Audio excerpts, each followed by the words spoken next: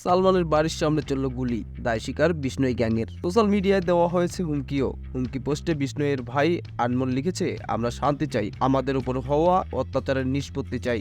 আজ যা হয়েছে তা শুধুই একটা ট্রেলার ছিল, যাতে তুমি বুঝতে পারো আমরা কতদূর যেতে পারি। এটাই তোমাকে দেওয়া প্রথম ও শেষ সুযোগ। এরপর গুলিটা তোমার বাড়ির বাইরে চলবে না। পোস্টে আরো বলা হয়, দাউদ ইব্রাহিম ও ছোটা শাকিলের নামে আমাদের দুটো কুকুর রয়েছে, যাদের তুমি ভগবান বলে মানো। আমার বেশি কথা বলার অভ্যাস নেই।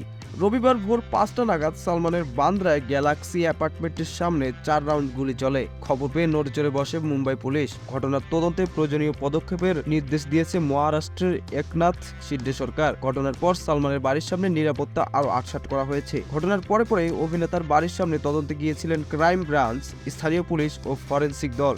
বাড়ির সামনে থেকে উদ্ধার করা হয়েছে গুলির খোল। সালমানের নিরাপত্তায় দেওয়া হয়েছে ওয়াই+ নিরাপত্তা। খবর পেয়ে সকাল ৮টা নাগাদ সালমানকে ফোন করেন মহারাষ্ট্রের মুখ্যমন্ত্রী একনাথ শিন্ডে। আশ্বাস দেন প্রয়োজনীয় নিরাপত্তার। প্রাণনাশের হুমকি দেওয়া হয়েছে আগেও। এর আগে একাধিকবার প্রাণনাশের হুমকি দেওয়া হয়েছে সালমানকে। গ্যাংস্টার লরেন্স বিষ্ণই সালমানকে প্রাণে মেরে ফেলার হুমকি দিয়েছে। তার শাগরেদরা সালমানের বাড়ি রেকি করে গিয়েছিল বলেও খবর। এদিনের ঘটনায় উদ্বেগে সালমান ভক্তরা। জানা গিয়েছে ১৯৯৮ সালে সালমানের বিরুদ্ধে কালো হরিণ শিকারের মামলা দায়ের হয়।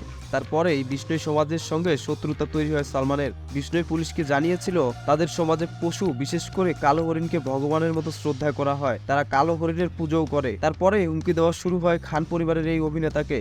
কেবল বিষ্ণই নয়, ভারত ও কানাডার ওয়ান্টেড গ্যাংস্টার গোল্ডি ব্রারও একাধিকবার সালমানকে প্রাণে মারার হুমকি দিয়েছে।